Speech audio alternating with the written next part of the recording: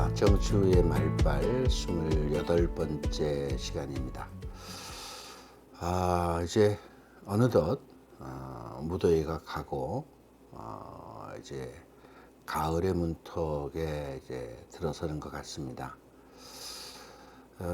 가을 수학의 계절이라고 우리가 늘 이렇게 말하는 이제 그 시기가 다가오고 있는데, 지금 우리는 계속해서 우리가 행복하게 살려면 어떻게 해야 될 것인가? 행복하게 살기 위해서는 우리가 가지고 있는 것 중에서 불필요한 것들을 좀 내려놓자는 이야기를 계속 해오고 있습니다. 지난 시간에 그래서 불평, 불만, 부정적인 이런 것들을 좀 하지 않으면 좋겠다. 그 이유는 우리가 그 사람 자신이 많이 부족하기 때문에, 다른 사람들보다도 더 부족하기 때문에 바라보는 생각이나 시각이나 기준이 더 다른 거예요. 더 다른 것입니다. 남들은 다 갔는데 왜 본인만 불평하고 불만합니까? 그만큼 부족하다는 거거든요. 저는 그래서 모든 문제를 자기 자신에게서부터 봐야 된다고 생각합니다. 우리는 늘 남에 대한 얘기를 많이 하는데, 손가락질 이렇게 하죠. 손가락질. 근데 나머지 세 손가락은 자기에게 향하고 있는 거라고 그러잖아요. 그러니까 사실은 우리 자신을 잘 들여다보고 우리 자신의 부족함을 채워가는 일에 우리가 더 많은 노력을 해야 우리가 행복해질 수 있는 겁니다.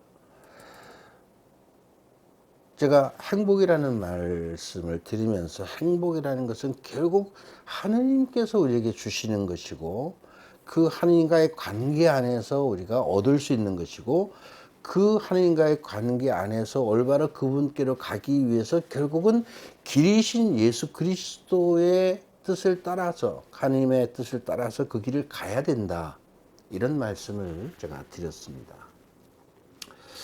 그럼에도 불구하고 우리가 가지고 있는 것들, 내려놔야 될 것들, 굉장히 많습니다. 그 중에서 저는 오늘 또 이런 말씀을 좀 드리고 싶습니다. 우리가 불평, 불만, 시기, 질투, 경쟁심, 교만함, 욕심, 이런 이야기를 많이 했습니다. 근데 이기심 얘기를 제가 안 했어요. 그죠? 이기심. 이기심이라는 거, 이게 뭘까요?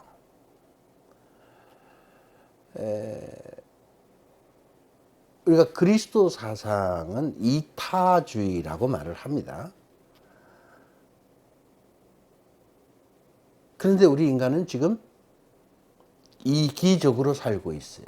그러니까 이기주의에 빠져 있다는 겁니다. 특히 현대 사회는 극도의 이기주의에 빠져 있습니다. 지금 우리 사회 안에서 일어나고 있는 이 소위 말하면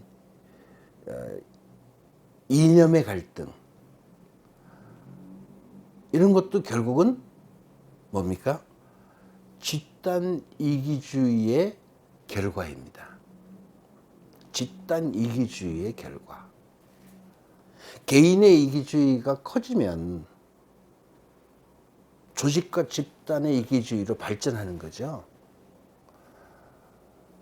우리 사회가 그것 때문에 지금 얼마나 많은 갈등을 겪고 있고, 그런 어떤 집단들이 자기들의 주장을 위해서 나라를 흔들고 있는 이런 모습도 우리가 쭉 보고 있지 않습니까? 다른 사람들은 눈에도 들어오지 않는 거예요. 자기들만 잘 먹고 잘 살면 돼. 다른 사람은 관계없어. 그러니까 나에게 이렇게 해줘. 난 잘 먹고 잘 살아야 되겠어. 나를 챙겨야 되겠어. 이제 이런 것들이 이기주의란 말이죠. 그런데 그에 비해서 그리스도 사상은 다른 사람을 배려하라고 그랬어요. 생각해 주라고 그랬어요. 나누어 주라고 그랬어요. 보살펴 주라고 그랬어요. 그런데 여러분, 한번 생각해 보십시오.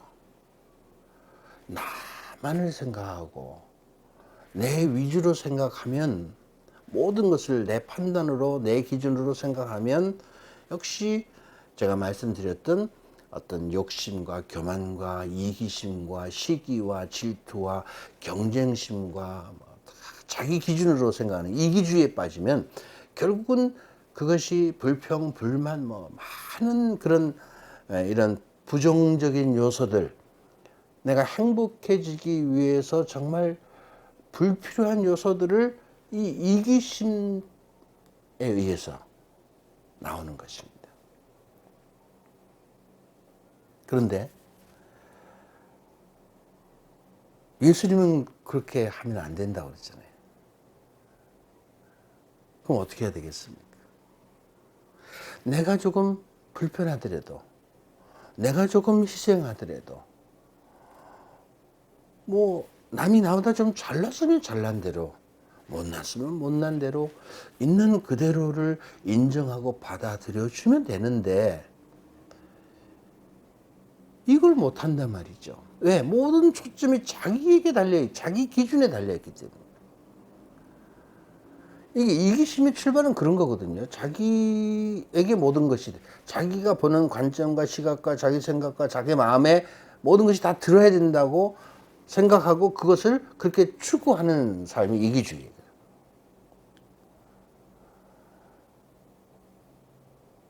내가 이걸 갖고 싶은데 이게 가져야 돼. 근데 내가 이걸 가지면 이것이 나에게 꼭 필요한 것이라면 모를까, 필요하지 않는데도 내가 꼭 갖고 싶다고 해서 갖는다면 정작 이것이 필요한 사람들은 못 갖게 되는 거죠. 근데 그런 생각은 없는 거예요. 다른 사람에 대한 배려가 없다니까. 그러니까 우리가 그리스도적인 사상으로 살아가려면 예수님의 말씀처럼 섬기고 나누어 주고 돌보아 줘라. 다른 사람에 대한 이 말들은 다 다른 사람에 대한 얘기군요. 나에게 하는 것이 아니라. 그러니까 예수님이 뭐라 그랬어요? 너에게 하는 것처럼 남에게도 해주라 그랬어요. 너에게 하는 것처럼 남에게도 해주라. 너 자신을 사랑하는 것처럼 다른 사람도 사랑해주라. 근데 우리는 나 자신만 사랑한단 말이에요. 그러니까 행복해질 수 없는 거예요. 예수님의 말씀과 다 다른 반대되는 삶을 살기 때문에 우리가 행복해질 수 없어요. 근데 우리가 행복하게 살아갈 수 있는 길이 예수님의 길이라. 그분의 말씀을 따라가는 길이고, 그것이 바로 하나님께로 가는 길이고, 그 관계 안에서 우리가 행복을 얻는 것이라고 했는데, 그거와 반대의 길을 가면서 행복을 찾는다면 행복은 그 길 안에서는 찾을 수가 없는 겁니다. 그런 길을 가는 사람의 끝 결과는 죽음이에요. 어둠일 수밖에 없습니다. 그런 이기주의, 극도의 어떤 그 이기주의적인 삶을 살아가는 사람들 치고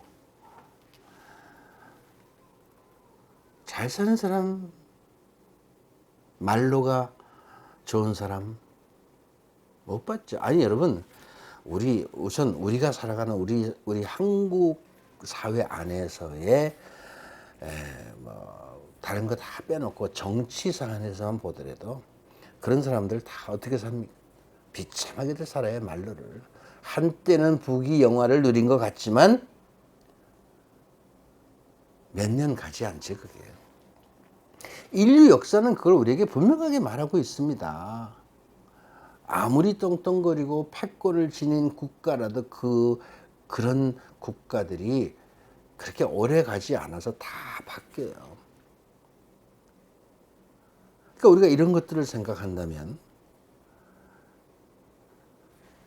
이기주의는 정말 우리가 행복한 삶을 살아가기 위해서 우리 안에서 꼭 버려야 될 것이다.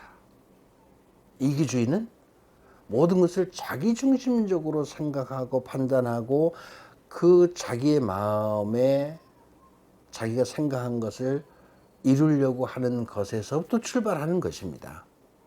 그것을 우리가 버리지 않는다면, 그 기준을 바꾸지 않는다면, 그런 생각을 버리지 않는다면 우리는 행복하게 살 수 없다. 오늘은 여기까지 말씀을 드리겠습니다. 감사합니다.